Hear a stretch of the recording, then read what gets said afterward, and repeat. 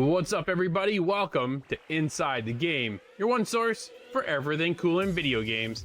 Now, you can always be a part of the show. All you have to do is go to insidethegame.ca or hit us up on Discord, where there you can submit your clip and end off our show. Don't forget, you can also head to our YouTube channel and head over to Twitch, where we're streaming there all the time over at twitch.tv/theofficialitg. Each and every week, we're posting new content on all of our social channels, so make sure you check those out. Now, coming up on this week's show, our bald-headed assassin is back. Agent 47 is making his return with Hitman 3. We're checking out a ball breaker game. Yeah, I said that. And Cyberpunk is back in the news again. So let's get started with the Inside Scoop.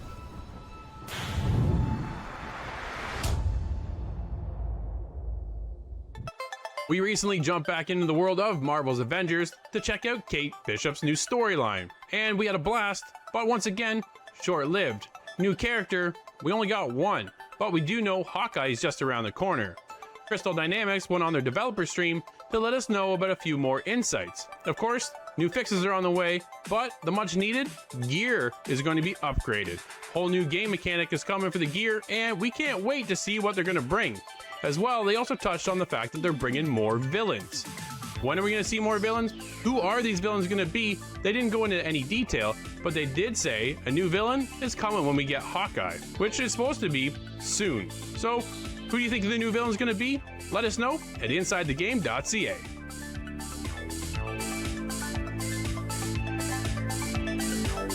So there's been a little commotion lately surrounding Fall Guys. That's right, the 2020 smash hit game on PlayStation and Steam. It was rumored recently through some channels out of the UK that there was a chance that finally Fall Guys was going to be seen on the Xbox platform, specifically coming to Game Pass. And even so far as the Game Pass Twitter account actually wrote Fall Guys to Game Pass, and with a kind of couple sets of sneaky emoji eyes, and that kind of kicked off this whole rumor mill, starting that Fall Guys was indeed coming to Game Pass. Well, this didn't take long to kind of catch a blaze here, but Mediatonic had to step in, made a statement on their official Twitter account, and said that they don't have any plans at this time to add Fall Guys to the Xbox Game Pass service. That doesn't mean we're not going to see it on Xbox or even the Switch here in the future, but it is a little disheartening to know that they've still probably got some sort of exclusivity deal with Sony, because Fall Guys did come to the platform on PS Plus for free when it launched. So I'm sure they've got a certain term that they're going to be on that platform for till they can open up to other platforms, albeit Xbox or Nintendo. So it does kind of suck to have that happen, but I have a feeling that this game is only going to be off the Xbox platform for just a little bit longer. I feel like at some point here in the near future we are going to see it, because it's just one of those games that can be played on any platform, and the fact that we can get it on every platform may allow that ability for crossplay. So I think it's just, a matter of time here, but if you were hoping for it, you better keep your fingers crossed, because I think you might just be waiting just a little bit longer to see Fall Guys on Xbox.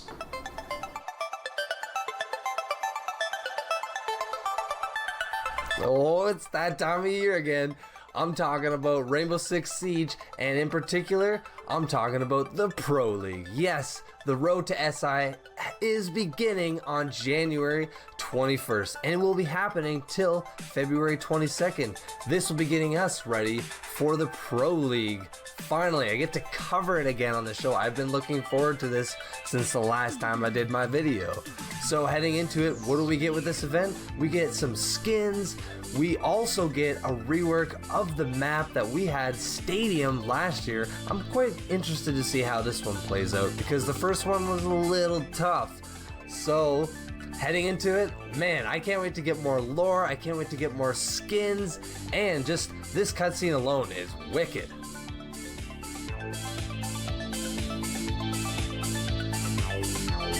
We've seen COVID-19 reign its terror on the games industry, whether we've seen bugs or just right out delays for games, which are never necessarily a bad thing. It looks like one of the highly anticipated God of War Ragnarok could actually be launching this year. Over on Sony Santa Monica's Twitter feed, they posted a new job for an unannounced title. Does that mean God of War Ragnarok is ready to go? We'll find out later this year, hopefully. But if you're looking for more God of War, We're right now live every day, Monday to Friday, on twitch.tv/theofficialitg, going back and getting ready for Ragnarok.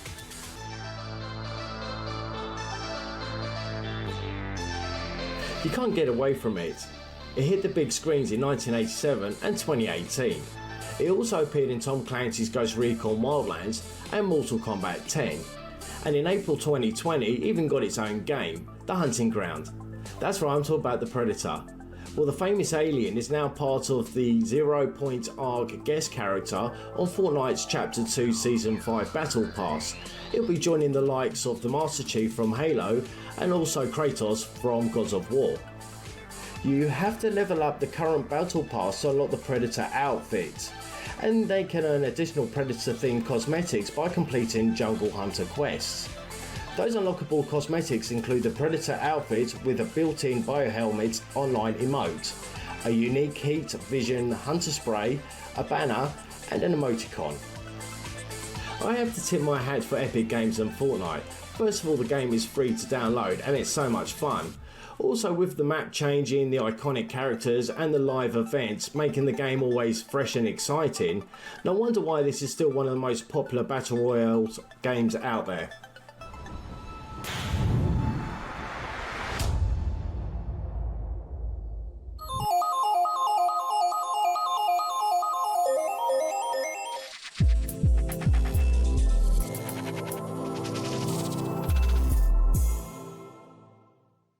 Nate, this week we're checking out a top-down RPG that reminds us a lot of Link to the Past.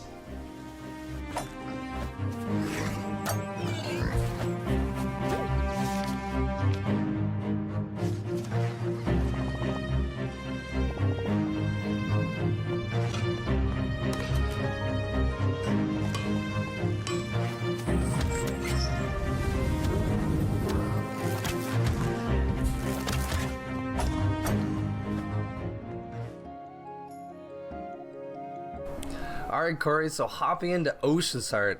Man, this game, I think it did a pretty good job at mimicking Zelda, that old school Zelda game. Oh, for sure. You know, hopping straight into it, you're set into this, this new world, which I thought was also very interesting.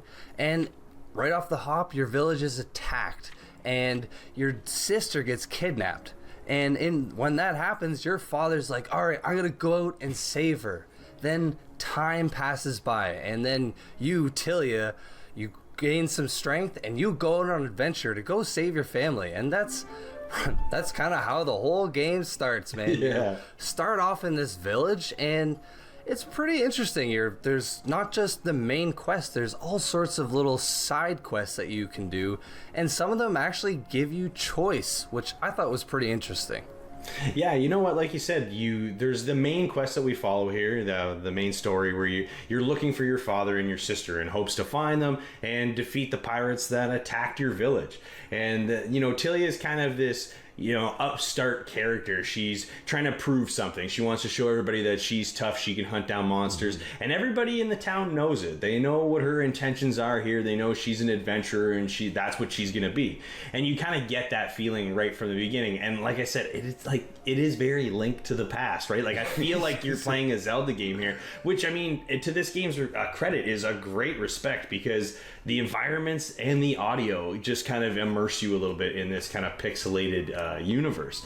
And I really, really enjoyed it. But like, getting back to the quests here, you have your main quest, but you do have these side quests, and they pile up pretty quickly, I found. Yeah. Like, if you start talking to everybody, and everybody's got something to say here, so it's not one of those games where you should really skip by, because whether it just be some lore about the area you're in, or some of the story that's going on, or it throws you into one of these side quests that you can choose, or choose not to do, but they do stack up pretty quickly, and it does help you kind of navigate around the map. It kind of sends you to certain areas.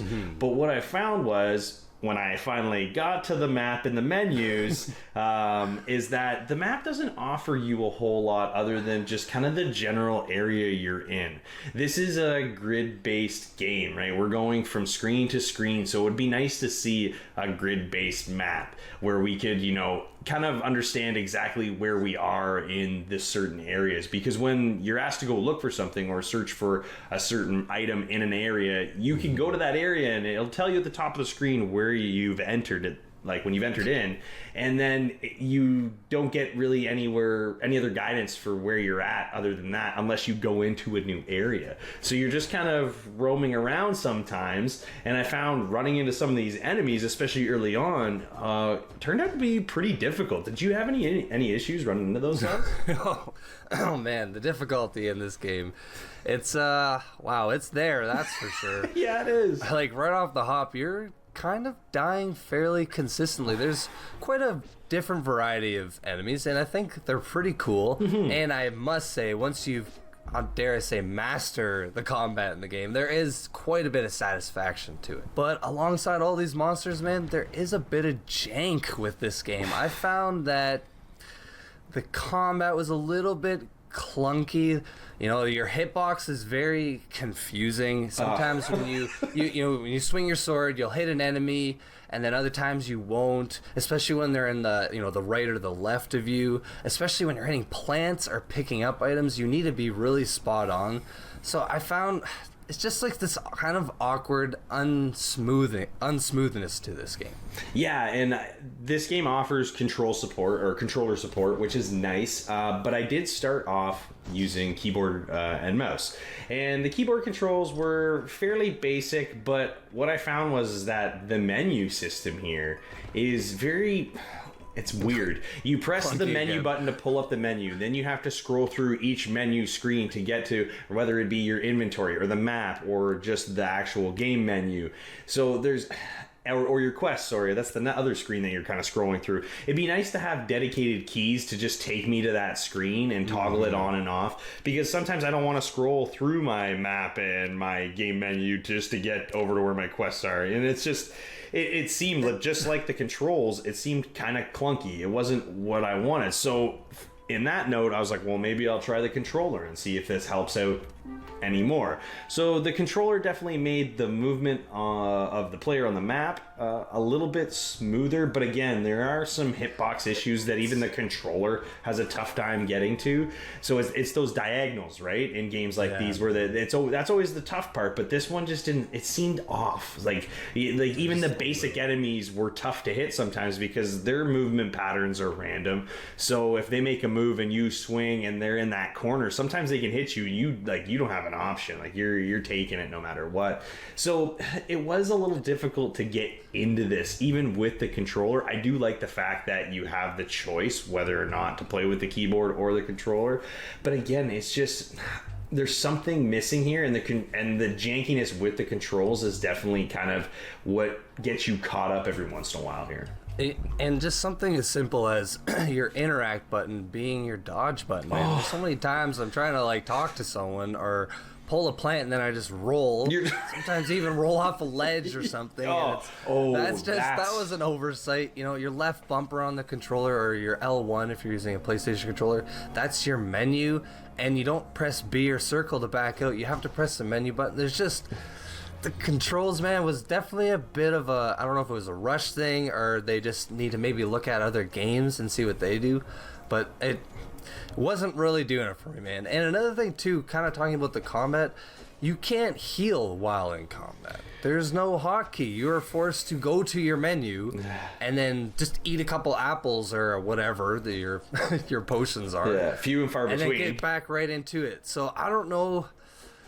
I was trying to figure out if that's like a direction choice that he made because, you know, the combat would be too easy if it was just a hotkey, or, you know, I don't know, but it kind of took me out of it a little bit because, you know, you have all these buttons and a lot of them are not being used in this game. You know, you have your X and your Y for your magic, which is another thing in this game, which is cool. You have different abilities like a shield or a repulse beam, or you have like electric shock So there's some variety and some draw to this game. Like, I don't know, as I'm playing it, I'm kind of getting these mixed feelings. But honestly, I could say that if you're looking for this style of game, and you haven't played Zelda, or you already have played Zelda, then this could be for you, man. Yeah, this is definitely a top-down RPG that fits well into the genre. Like, it is a good replacement for a Zelda Link to the Past style game where, those are one of those games that are timeless. Like, even now that game still stands up. You can jump in and play. And Ocean's Heart has taken enough from that game and put it into their game that I think this game will attract a fan base here, and people that are just looking to try a new top-down RPG, because Zelda is so kind of out there. It's been played, we've all played it a million times, so everybody's looking for something new. And I do like the weapons that we get here are very Zelda-like. We get the boomerang, we get the mace, we get the shield and the bow and arrow. So I mean, we get all that cool stuff, but again, it's all in this game, so it's all things we get to discover and learn about and use in this game, and following along Tilia's story all the way through this beautiful environment. So this game has a lot going for it. It's just, there are some things here that, if you can look past some of the control issues and maybe just how the menu system's laid out, there could be a really, really great game here for some people. So honestly, man, I think we gotta score this one. So if you gotta give Ocean's Heart a score out of 10, what are you gonna give it, man? Well, man, one thing we have to mention too, this game has been crafted by one person, man. Yeah. Max Moraz. A single individual. Moraz. So right. This, hearing that alone, I have to give them more credit. Like, this is honestly an incredible game for one person to craft. So for me, man, it's actually going to get a 6.5. Oh, nice. You know what? Again, we talked about this before we started the review, that this one was a kind of a tougher one to score for us, because we wanted to like it more than we did. There's some things holding us back here, but there is a solid game here, and I think for people that are fans of this genre, they're gonna love this one. So I'm just below you with a 6.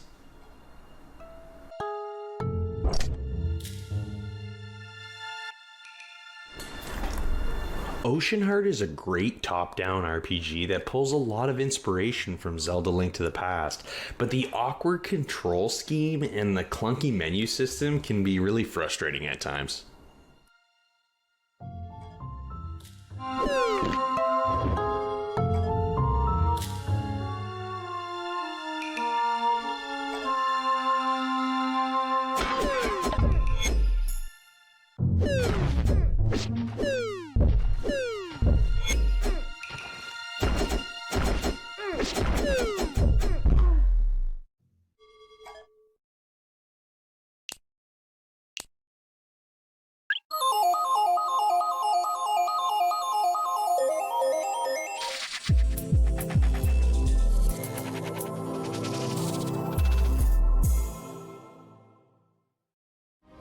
Hey Nate, the best assassin in the world is back. It's Agent 47.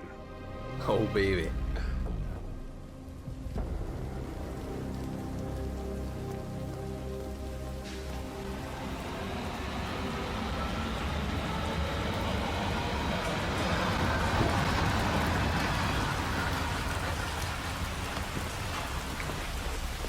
Nate, you and I jump back into the world of assassination with Hitman 3. Agent 47 is back for maybe one last time.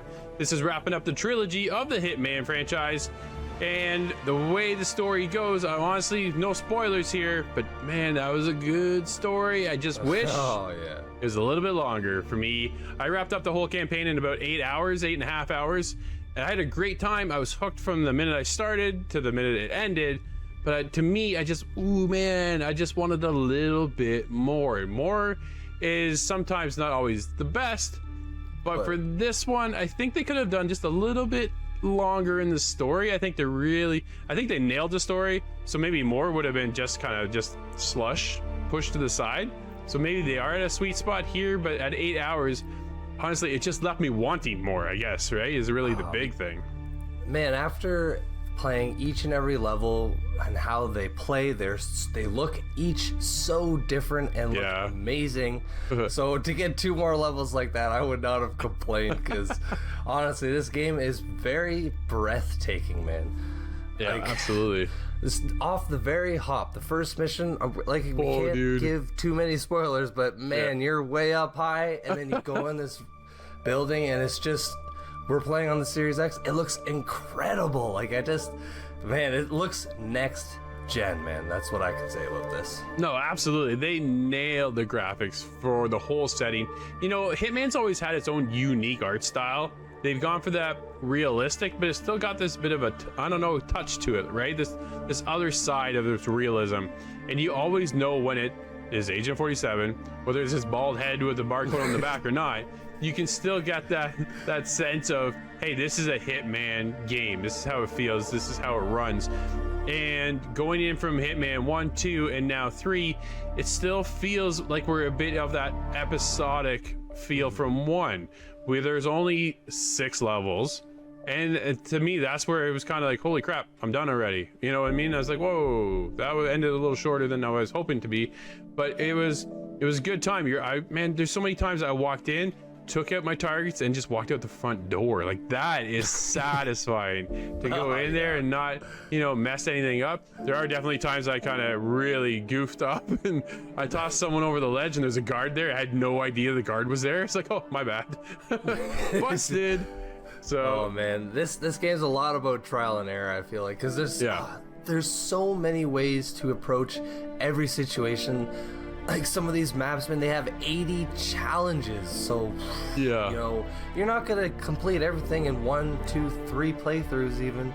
No. And that's the beauty of this. There's no wrong way of approaching. Well, I guess if you just go in guns a-blazing, that would be the wrong way, but you can poison someone, make them go to the bathroom, make them puke their guts out, and then drown them in their own puke, which I did.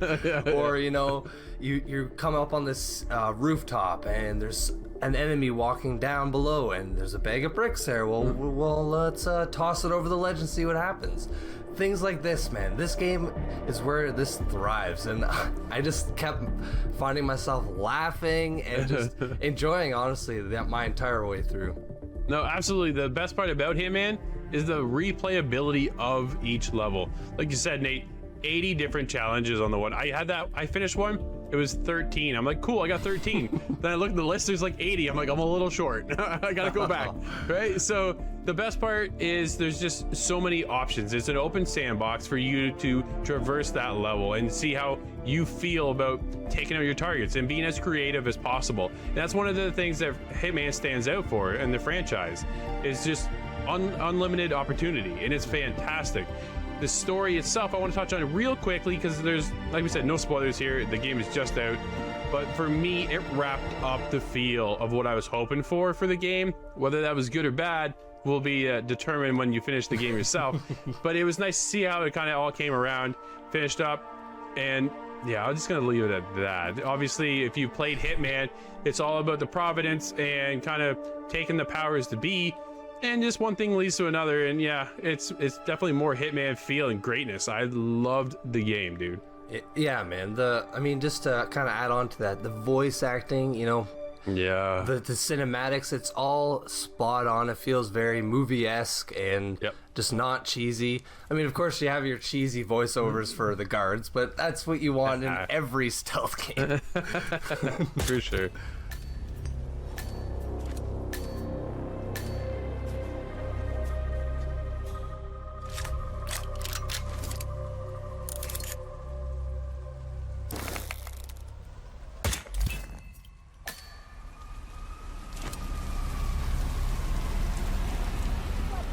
Now, you and I were talking a little bit off camera, and I kind of explained the fact that Hitman 3 almost feels like it went back to Hitman 1.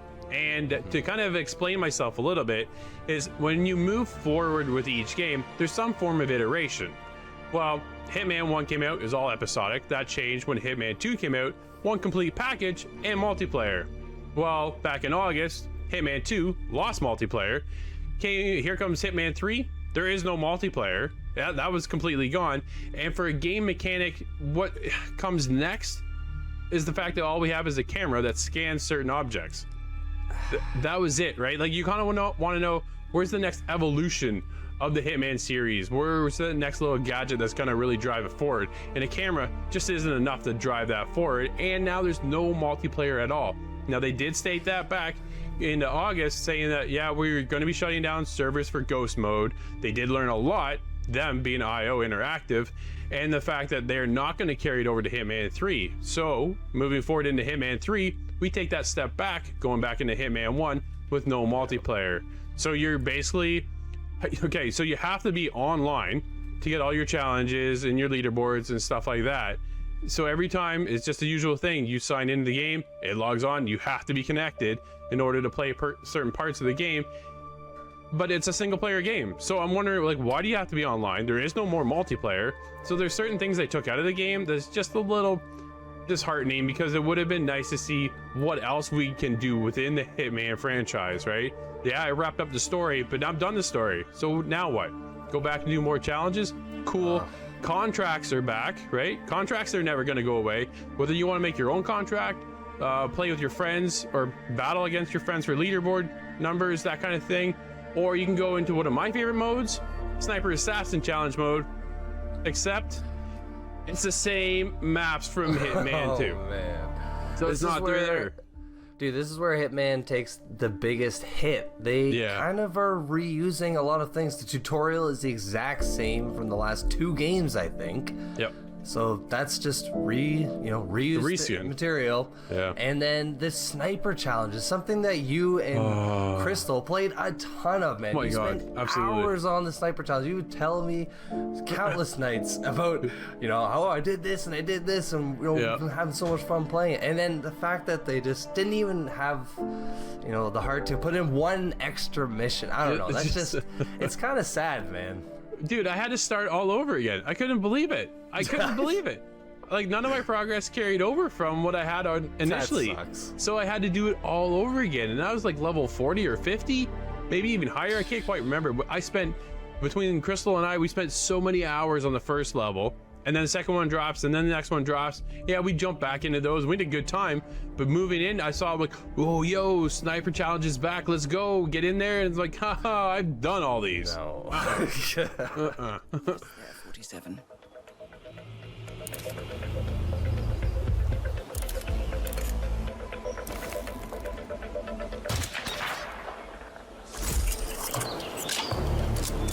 Nate, you and I had a great time playing Hitman 3. It's nice to be back in the world of Agent 47, and for me, I've had a difficult time coming up with my score. Diana Burnwood is back. Her voice is so well done. Agent 47 has this personality and a life that he brings to the game, and just with open opportunities of way you can take out your targets, they're just endless. But that's kind of where it stops. If you're a campaign person, you're in for 8 hours, and that's it, because there is no multiplayer. The sniper challenges are the same thing again, and there's no real enhancement of gadgetry or some kind of gimmick or mechanic that really takes it to that next level. Introducing a camera just isn't there. It's not enough to say, oh man, look at this new tech you need to kind of get in on, or something else you need to experience. For me, it's Hitman 1, 2, and 3 as a complete package. It's fantastic. Hitman 3 is just more Hitman, and that's not necessarily a bad thing, but I was hoping for a little bit more, and that's why I'm there with an 8.5. Well, man, I think you pretty much hit everything spot on. I mean, I don't know if I need to repeat everything you said, but this game is absolutely breathtaking. It is definitely a next-gen looking game on the Series X. Yep. I'm here with an 8. Nice.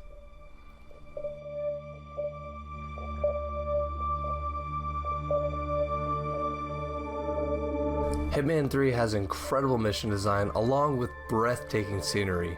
Its major flaws are lack of innovation and the fact that there are no new sniper missions.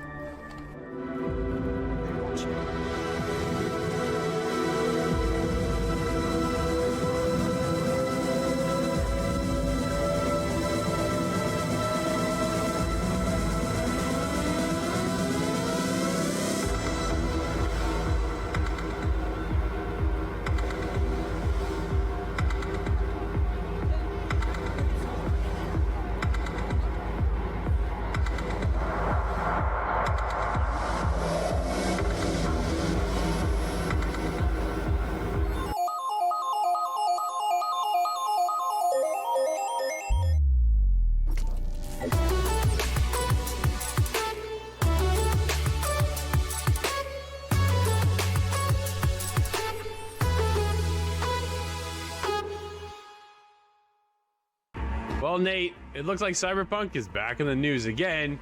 Over at Bloomberg, Jason Schreier, one of the best in the business, actually got some discussions with over 20 developers that were current and former employees of CD Projekt Red to talk about the disastrous launch of Cyberpunk 2077.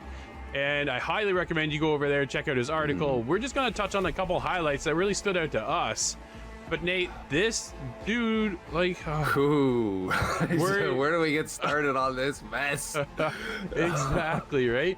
So earlier in the week, we saw an actual apology come out from one of the head over at CD Projekt Red. A 5-minute video was out, and he was apologizing, saying that they did not meet the quality standard that they were looking for, and that the entire leadership team are deeply sorry for this. Now, as I watched that video, most of it came across as I'm sorry to our investors kind of thing, who were misled and misguided on the journey and launch of CD Projekt Red's Cyberpunk 2077, because prior hype to the launch of the game, Nate, sold something like 13 million copies before and after launch, within the first 10 days actually of launch.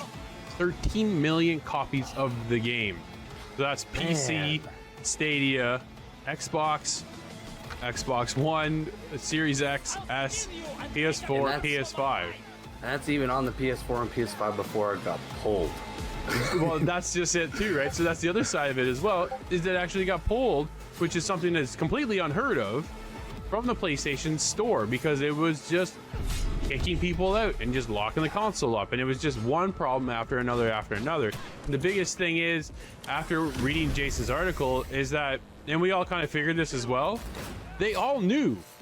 Nate, they knew the state of the game. They had to have known. There's no way that you could tell me that this slipped through the cracks, man. I've seen this. I've witnessed this on the original consoles, and it is unplayable. And they delayed this game how many times? And you're telling me that they thought it was ready? Or that they didn't know or whatever? No. Well, they stated that they did extensive testing and never came across some of the possible bugs and issues that console players were expecting. So yeah, right. Where yet in some of the internal team that Jason was able to speak with said, oh no, we knew about these bugs. They just didn't have the time to fix the bugs before the game launched. So outright, CD Projekt Red just completely lied to all of its fans, and sounds like a lot of the investors as well.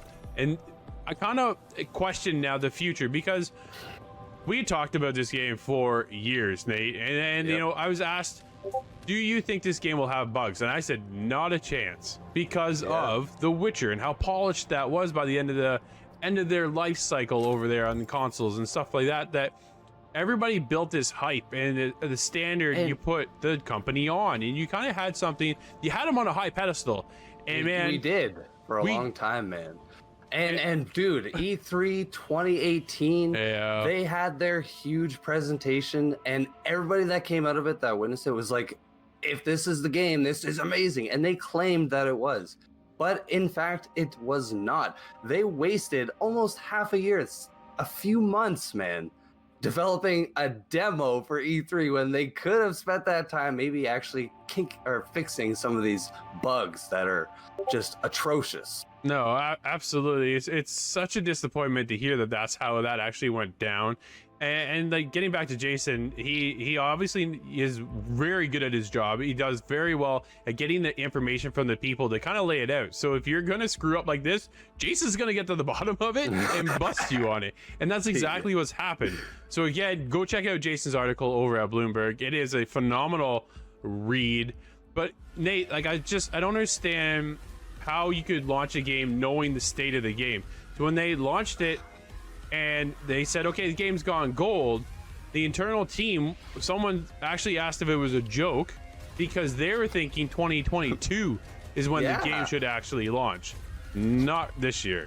And dude, 2022, even if they still wanted to hit that PS4, Xbox One games, that's the end of their cycle. That typically is when all the games kind of stop being made. So they could have still maybe hit that market if they wanted to, or they could have just said screw it and committed to Stadia PC, Series X, and PS5, and then had a game that wouldn't have had this disastrous of a launch, even if it was launched on their proper time, because they clearly wasted way too much time on the original consoles.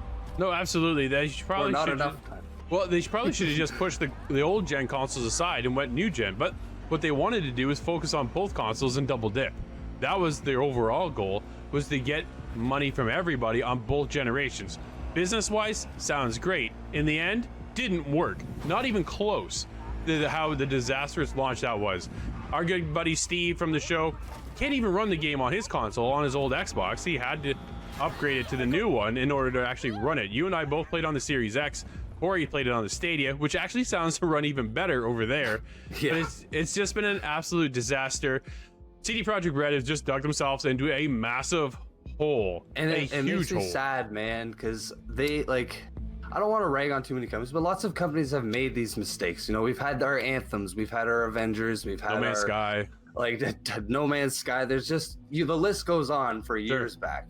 But unfortunately, CD Projekt Red, man, we've just held them so dear for so long, because The Witcher was great.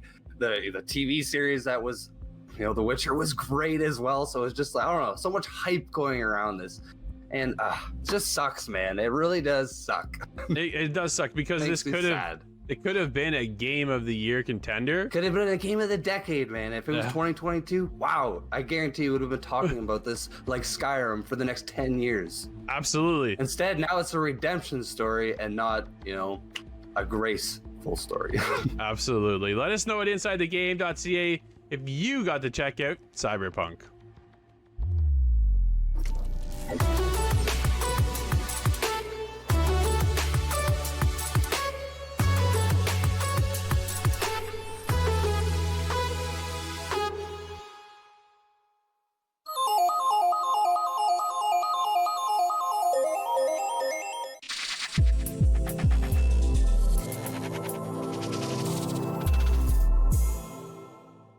Corey, I'm annoyed. Actually, ghost annoyed.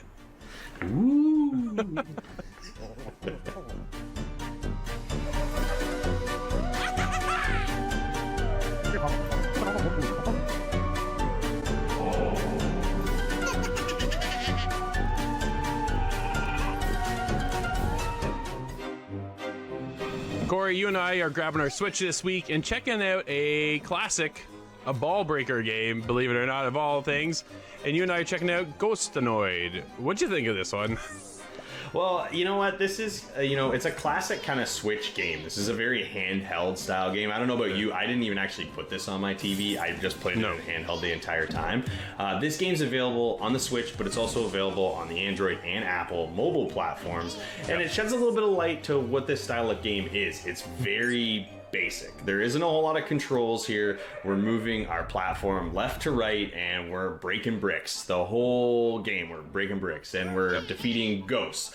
We're kind of in this hotel environment. The idea is we need to eradicate these ghosts. So the idea is we've got to hit the ghosts with our balls as they're flying all over the map and they're dropping, debuffs and things that can hurt you along the way. So as you get into this one, let me tell you, the screen starts to get real busy real quick, and you have to start kind of learning everything that is dropping down on top of you, whether it's power-ups or something that the ghost is dropping to affect you.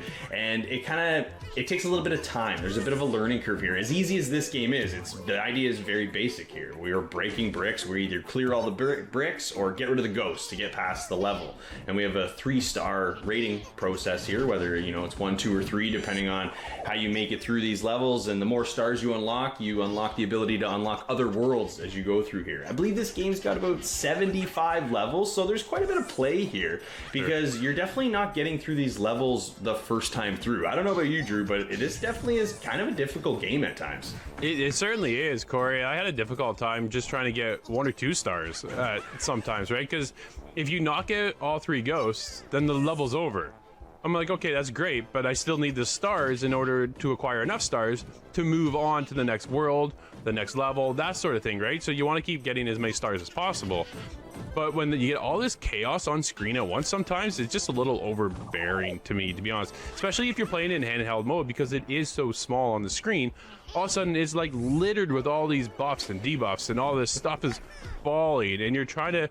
Dude, I lost where the ball was. Like, I don't know how many times on screen. And it was really... I kind of got irritated a little bit. I kind of got annoyed, if you would say, with how it just cluttered everything all at once. And yeah, you do kind of learn which ones you want to get, which ones you don't want to get. Blue colored is obviously a perk, and the red ones will hurt you, essentially. Whether that freezes you in place, or it kind of messes with your controls. As you push left, you actually go right. That kind of thing, right? So I don't know how many times I did that. Like, it's it was the just worst. like, oh, I got the clock again. There it goes. Yeah, oh, it's just... Yeah, so there, you know, it's a simple game. Like you said, it's $7. It's got this lighthearted storyline to it. Honestly, kind of reminded me of Crazy Dave from Plants vs. Zombies. How you pop on screen, right? And then they kind of give you the lay of the land of what's going on. You got to get rid of these ghosts. Okay, but you also need to break apart everything. That's how you get rewarded with your stars. You have to bust everything apart. And sometimes, yeah, you can aim the ball and you can kind of have a better idea where it's going. But when these ghosts are all over the screen, and then there's 3 of them on screen, it's like you can't tell where it's going to go. And then the level's over and you're like, man, that's not, like, I didn't want it to be over. I needed to still get the rest of my stuff. So then you're instantly restarting the level, and then you hit the 3 ghosts, or they knock you out, and then you're starting it again. It just kind of got into the cycle of rinse and repeat, and it came across a little boring after a while. That was my issue. But again, there's a level of frustration here I have a hard time getting past. No, absolutely.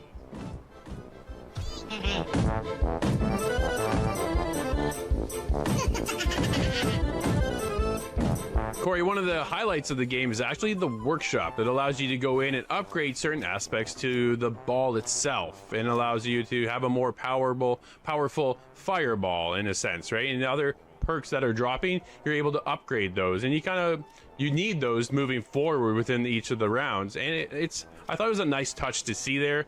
But overall, Corey, my time with the game definitely kind of got that Ghostonoid feel. The ball breaker thing is nice, but it gets old relatively quickly, and that puts me there with a 6.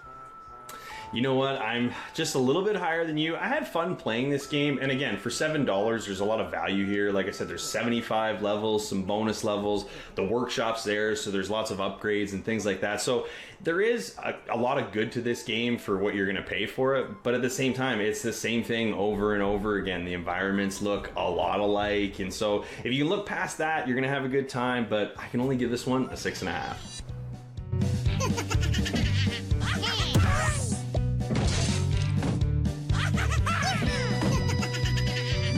Ghostonoid is a fun brick breaker game with over 75 levels and numerous power-ups.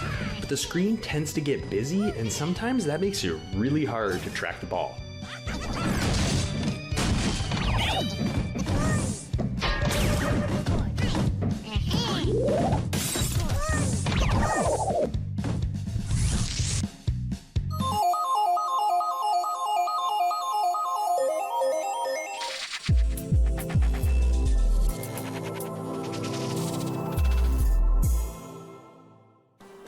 Scott, you and I are grabbing the Google Stadia to check out a Western.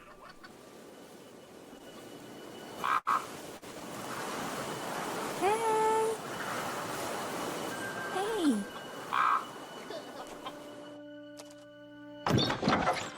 Scott, you and I jumped into a spaghetti Western with El Hijo. This is a unique twist on the world of Western games and the fact that we're playing a stealth game.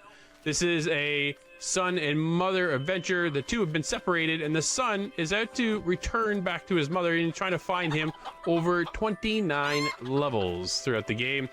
And it's an old school feel of stealth. The overall story, though, is portrayed through cutscenes and no voice dialogue whatsoever.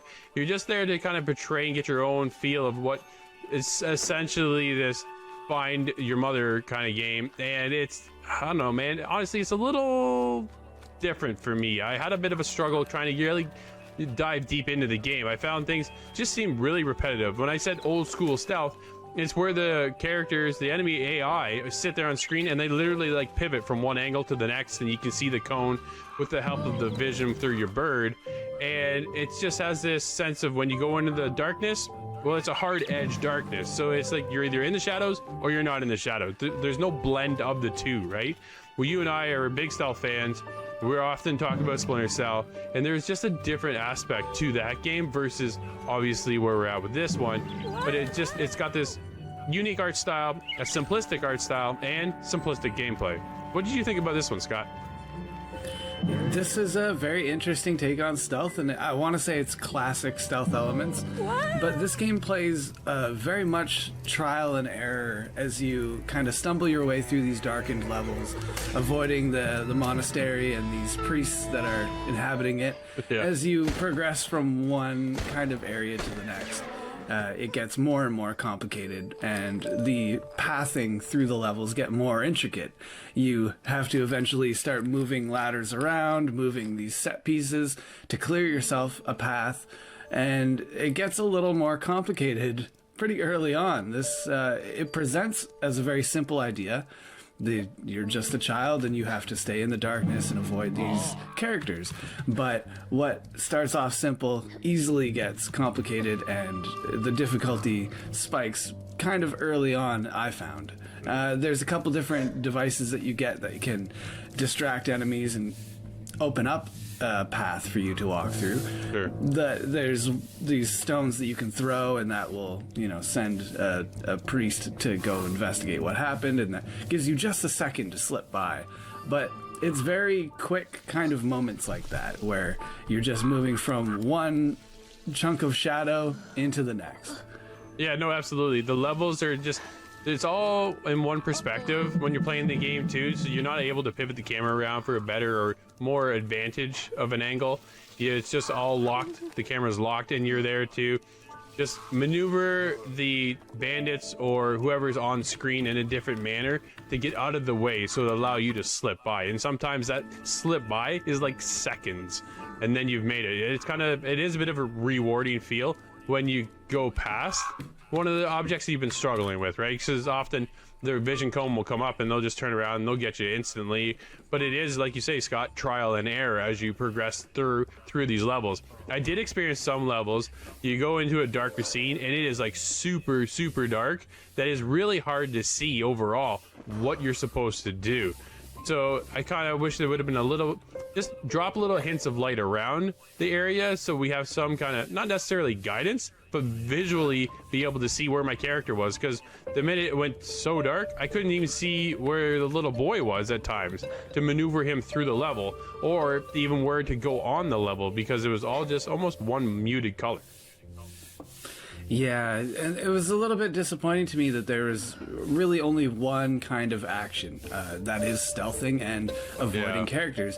There wasn't really much to do as a consolation. If you are spotted or busted by one of these priests and monastery bandit type people, you have to just run away and hope that you can get to a shadow fast enough, but it really isn't a very good option. And I know that's probably an artistic choice in the hands of the developers. They wanted to craft this stealth kind of feeling. Sure. But it would have been nice if there was just a little bit more of a kind of quick and dirty kind of way of handling some of the events, because like you say, it is dark, or the area and the path you have to take is very complicated, and it's very tempting to just try and sprint through certain sections, but that generally just does not work out in this case.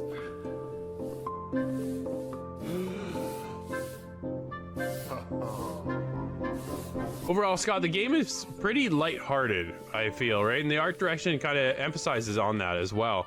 The art style is kind of gave me this paper cutting feel when paper mache kind of thing, where you'd cut out, and a little bit of tearaway-esque feel from the PlayStation days. It's simple, but then when you look for the audio to balance that, the atmospheric audio sounds are super, super light, kind of just vacant in a sense, all together. And it just left me wanting more. I felt a little empty playing the game.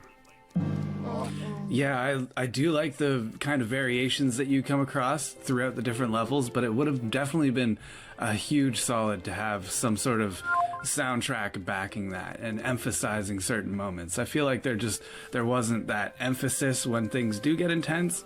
It's mostly just up for you to interpret when the intensity is really spiking. I think overall, our spaghetti western time is over, Scott. For me, the game it's almost there, but it's not quite enough. I love stealth games, but this just wasn't enough to keep wanting me to push through the game further and further. It just kind of dragged on a little bit. And I was hoping for a little bit more, well, any dialogue, kind of sense of direction with the overall story. Yeah, you're there to go find your mother, and you actually have moments where you play as her, which I thought were really nice. But it just wasn't enough for me, and for me, I'm there with the 6. I have to agree with a lot of what you said there. There's a lot of aspects in this game, and I do enjoy stealth games in general, that I'm interested in the story and seeing how that develops, and I like the different set pieces and the environments that you go through, so I'm definitely interested, but there is just something lacking that pulls a player in, and it's not to say that the game is really, suffering for that. It's just maybe my personal take, but I have to agree. I think it's about a 6 out of 10 for me as well. A Wild West Tale is an isometric stealth adventure with a unique art style. Unfortunately for us, we found it a bit slow-paced with less action than we would have preferred.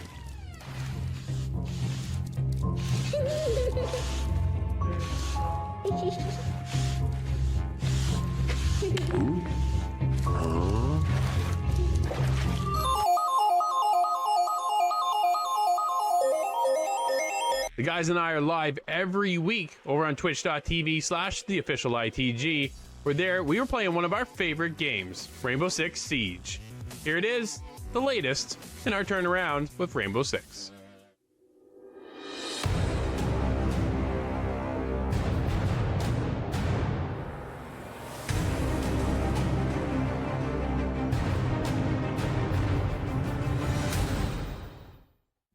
They've breached the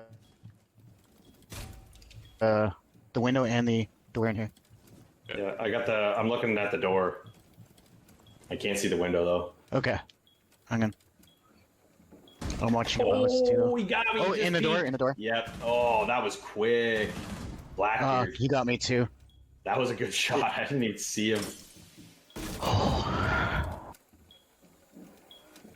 Well, Marking 2, they're gonna take out the turret though for sure. Yeah, yes. Got one. Might be. Oh, no way. I thought you had him. All right, Yeah. swapping around here. Come on, you kidding? So is this ranked or unranked? This is unranked. One friendly. Are you kidding me, man? Blackbeard is a stupid bullet shield. No, I hate it. I capped him, man. He's gonna push from the other way, I'm pretty sure. Come If I on. was gonna bet. I'll watch your One on. Oh, let's go! I'll watch your back. I got your back. I bet he feels 15 seconds silly. left. 10 seconds to go. You get the Just window. gotta I take think. Blackbeard in the belly. To the He's got right. no health. He's planning in the kitchen. Bomb diffuser in place. You're kidding. The window. By the window. He's outside. Diffuser located. Protect. Oh, Disable the diffuser.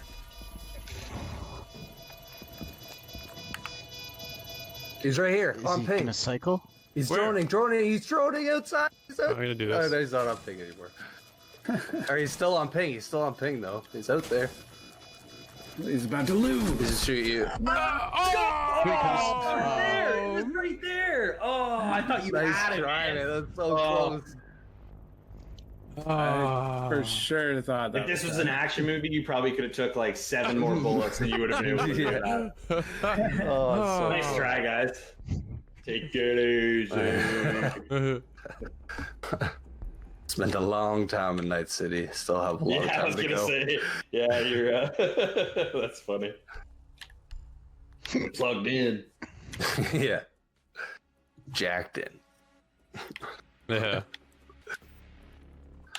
Man, when are they gonna make another Battle Network game? You just reminded me. Sounds Mega like Man, Assassin's Battle Creed. Network, like 20. I don't know what they're on now, but there's a lot of them. That'd be cool. Oh, I didn't mean to take IQ. I was doing something. I was trying to get the stream up on my phone so I could see the chat. Locate a bomb. Someone dropped dead on the other side. And they all have friendly fire activated. Oh, they're in Blue Bar? Is this a joke? Are they in kitchen again? There's Legion. Or are they all just downstairs? Drone is back. No, they're Oh, they are in Blue Blue Bar. Bar. Okay, these guys are just memeing us now. There's a meme in us. Drone has located a bomb. Just a, you know, this is tips free, guys. Don't ever pick Blue 10 Bar. seconds remaining. I mean, knock on wood. Hopefully, we don't get rolled right now. But this is it's just a really You can't even tough hit my spot. drone. I think Yeah. we're okay. Not great. Not great.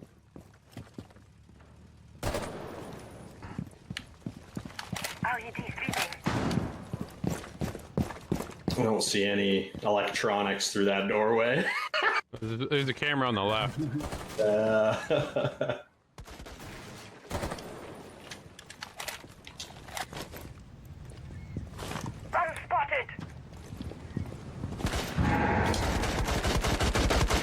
I cannot see from this far back. Oh man.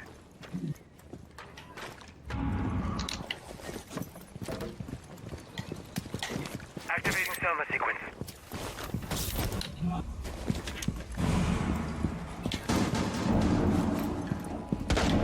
Oh, come on. Got him a couple times. Oh, there's the assist. Oh, you know, we'll skip the first few shots, and that wasn't too bad, you know. Hey, well, whatever Oh, works. man. It's got a Rooney. You dead. Boosting adrenaline. Op 4 last operator standing. Oh, nice. Thanks for the Oh, heal. she's over here. No problem. I got him over here, guys.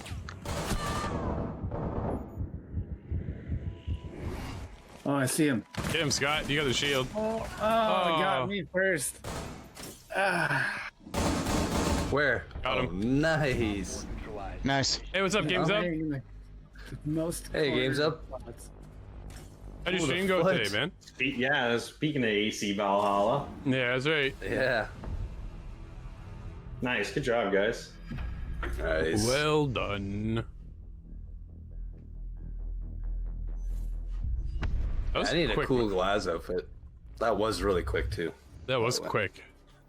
Well, that'll wrap up this week's episode. Thank you for hanging out with us. And of course, did you like Hitman 3? Let us know if you played it. Hit us up at insidethegame.ca. And while you're there, you can also drop your clip or submit it over at our Discord channel. This week, we're ending the show off with something a little bit different. The guys and I were hanging out in some Red Dead, and well, I got you covered, Nate. Until next week, thanks again for watching, and we'll catch you inside the game. Whoa.